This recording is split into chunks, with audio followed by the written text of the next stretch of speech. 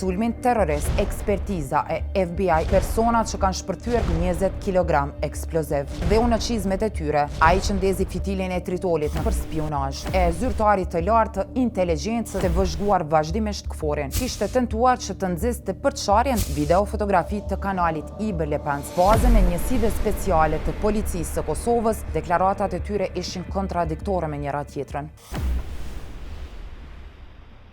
Dosja voluminoze e Prokurorisë Speciale i ka të argumentuara në detaje. Lëvizjet dhe të bëmat e 3 akuzuarve për sulmin terrorist në kanalin e Iber Lepensit, në ditën kritike, por edhe lëvizjet e tyre paraprake. Në akt akuzën që ka siguruar kallzo.com, prezantohen edhe provat të fuqishme të mbështetura edhe nga ekspertiza e FBI Amerikan.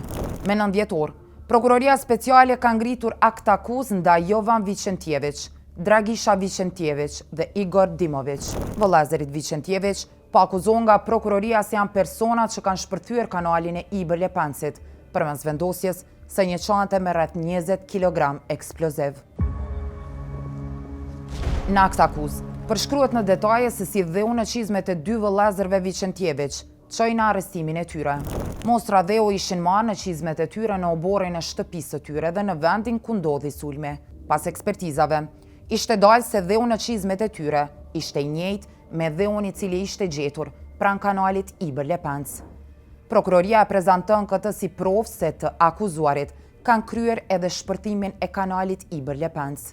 Pra, ky konstatim vjen nga një institucion ndërkombëtar, më saktësisht, konfirmimi i FBI thotë se dheu i gjetur në këpucët e të akuzuarve është i njëjti me dheun i cili është marrë për ekzaminim në vendin ku kishte shpërthyer kanali Iber Lepens. Te shpërtimi i kanalit Iber Lepens ishte vërtetuar edhe fakti në bazë të ADN-s, që është trajtuar nga institucione ndërkombëtare se u gjetën edhe gjurmë të njërit prej të akuzuarve, Jovan Vicentjevićit. Pra, ai që ndezi fitilin e tritolit në kanal që u dëmtua nga shpërthimi doli të jetë Jovan Vicentjević. Por dosja nuk e amniston edhe për një vepër tjetër Jovan Vicentjevićin. Ky i fundit pa akuzohet edhe për spionazh. Prokuroria kishte gjetur se Jovani kryente funksionin e zyrtarit të lartë të inteligjencës së shërbimit informativ ushtarak të Serbisë. Ai madje kishte arritur që të deportonte dhe të siguronte edhe dokumente të këforit në bazë të dhënave, delse ai kishte vëzhguar vazhdimisht këforin, por edhe policinë e Kosovës. Madje, në një rast, përmendet edhe se Jovan Vicentjević kishte tentuar që të nxiste përçarjen ndaj misionit të këforit në Kosovë, duke thënë se të njëjtit janë të anshëm nga Kosova dhe se kanë bartur me helikopter pjesëtar të policisë së Kosovës, kryesisht njësi speciale të cilët ata i referohen si ROSU.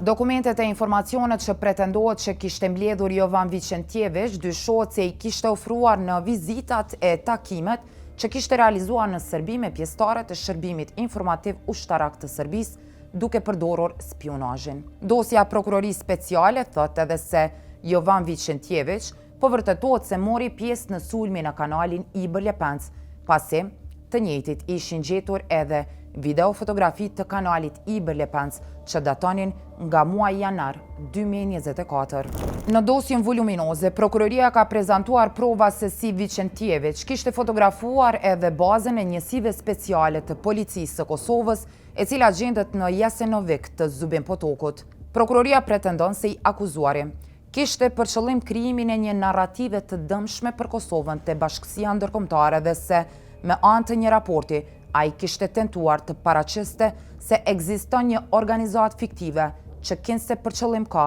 çlirimin e trojeve shqiptare e që quhej Komiteti Kombëtar dhe Mbrojtja Trojeve Shqiptare. Vicentjević, sipas dosjes së prokurorisë, këto pretendime i kishte shoqëruar edhe me disa fotografi e ku shiheshin edhe ish e prorë të lartë të ushtrisë çlirimtare të Kosovës.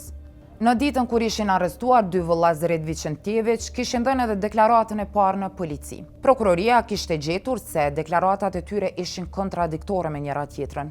Dragisha Vicentjević kishte deklaruar se ditën kritike kur kishte ndodhur sulmi ishte zgjuar në mëngjes, kishte shkuar në një kafe për 4 deri në 5 orë e pastaj kishte shkuar te një mjeshtër i veturave. Ndërsa, vëllai tjetër, Jovani kishte deklaruar se atë ditë e kishte takuar në oborrin e shtëpisë vëllait e tij, ndryshe nga vëllai tjetër që asnjëherë nuk e kishte deklaruar se atë ditë dy vëllezërit ishin takuar mes vete.